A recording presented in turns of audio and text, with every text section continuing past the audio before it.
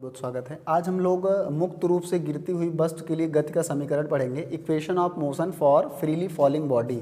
जब कोई वस्तु फ्रीली गिरती है ऊपर से नीचे तो जो गति का समीकरण लगता है, तो जब कोई वस्तु ऐसे सीधी रेखा में चलती है रेखी गति में, तो उसके लिए गति के 3 समीकरण हम लोग पढ़ चुके हैं। क्या v बराबर u plus a t, s बराबर u t plus 1/2 a t square और v स्क्वायर बराबर यू स्क्वायर प्लस 2as। लेकिन अब हम क्या पढ़ेंगे कि जब कोई वस्तु ऊपर से नीचे गिरती है, ऊपर से मुक्त रूप से नीचे गिरती है, मुक्त रूप से गिरती हुई वस्तु के लिए गति का समीकरण, तो इसके लिए भी 3 समीकरण लगेगा। लेकिन फ़र्क क्या है, ध्यान से सुनिएगा। जब कोई वस्तु ऐसे रेखी गति में चलती है तो चली गई दूरी को हम s से लिखते थे, s।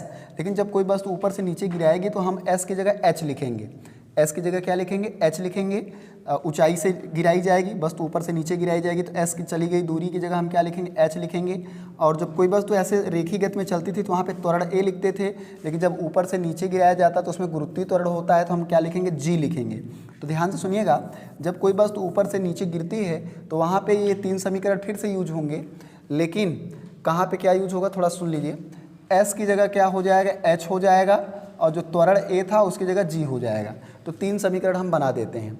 तो यहाँ पे तीनों समीकरण हम लिखते हैं। पहला है v बराबर u plus minus g T.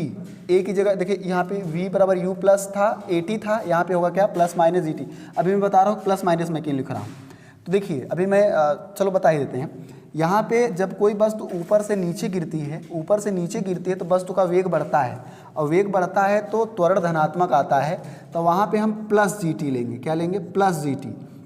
और यदि नीचे से ऊपर जाएगी, कोई वस्तु नीचे से ऊपर फेंकी जाएगी तो ऊपर जाएगी तो वेग घटेगा, त्वरण ऋणात्मक आएगा, तो वहाँ पे माइनस जी टी लेंगे। तो हम यहाँ किसके लिए बताते हैं, ये अपवर्ड के लिए, अपवर्ड मतलब ऊपर के लिए, फॉर अपवर्ड। और दूसरा हो जाएगा क्या, s बराबर u t plus 1/2 a t square. तो s की बजाय हम क्या लेंगे, h, चूँकि अब ऊपर से गिराई जा रही तो दूरी की जगह ऊंचाई हो जाएगा।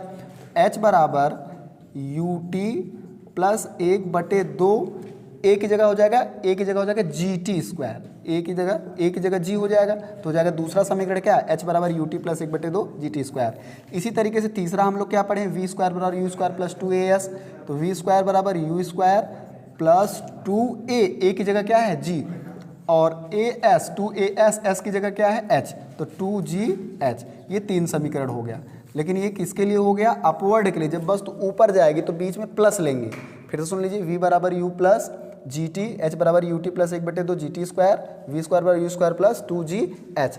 यही अगर हम डाउनवर्ड की बात करते हैं, डाउनवर्ड मोशन के लिए, नीचे अगर कोई वस्तु आ रही है डाउनवर्ड, ये तो तब हो गया जब वस्तु नीचे जाएगी, सॉरी ये उल्टा मैंने लिख दिया, या ये डाउनवर्ड के लिए जब कोई वस्तु नीचे गिरती है, ये उल्टा हो गया थोड़ा सा। डाउनवर्ड के लिए ये समीकरण लगेगा। अब अपवर्ड के लिए बताते हैं। और ऐसा मैंने बताया कि डाउनवर्ड जब वस्तु नीचे आएगी तो वेग बढ़ेगा त्वरण धनात्मक आएगा।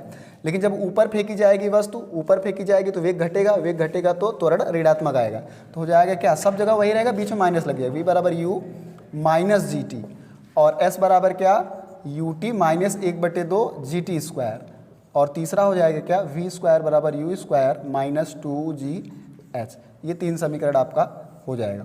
तो फिर से अब ध्यान से सुन लीजिएगा, ये भी 3 समीकरण है, ये भी 3 समीकरण है। ये जब कोई वस्तु ऊपर से नीचे गिरेगी तो ये 3 समीकरण लगेंगे, बीच में प्लस का चिन्ह लगेगा, और जब नीचे आएगी तो बीच में क्या लगेगा, माइनस का चिन्ह लगेगा।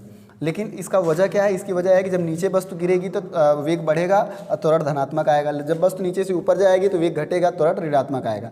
तो ये मुक्त रूप से गिरती हुई वस्तु के लिए 3 समीकरण, ये नीचे गिरने के लिए है, और जब वस्तु ऊपर जाएगी ये उसके लिए है। तो आज के लिए इतना ही रखते हैं। बहुत बहुत धन्यवाद।